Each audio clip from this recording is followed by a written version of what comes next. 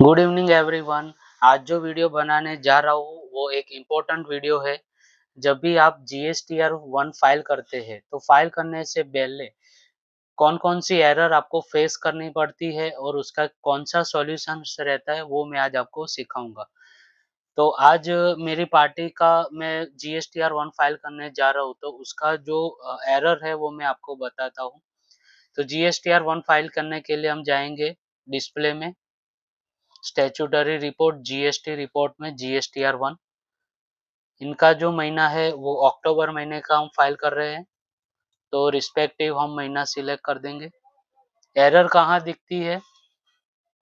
तो एरर आपको एक तो यहाँ पे दिखना है, आप देख सकते हैं कि अनसर्टेन ट्रांज़ैक्शन है और उसका करेक्शन चाहिए। तो ये जो एरर है, इसमें बता रहा है कि जीएसटी पार्टी की जो डिटेल्स है जीएसटी रजिस्ट्रेशन वो गलत है। तो उसके लिए आपको आना है, आप एंट्री पे आप आइए और पार्टी का जो भी लेजर है उसके ऊपर आके आप कंट्रोल एंटर दबाइए। इसके बाद आप देख सकते हैं कि यहाँ पे अनरजिस्टर्ड ही लिखा है पर बाहर वो रजिस्टर्ड बता रहा है, तो वो एरर आपको सॉल्व करने के लिए आना है मोर डिटेल्स में।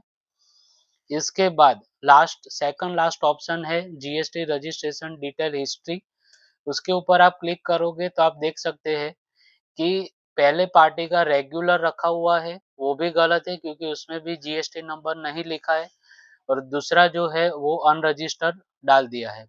तो इसको करेक्ट करने के लिए हम जो फर्स्ट है उसके ऊपर हम यहाँ पे अनरजिस्टर्ड कर देंगे और सेकंड रो को हम डिलीट कर देंगे। इसके बाद सेव कीजिए।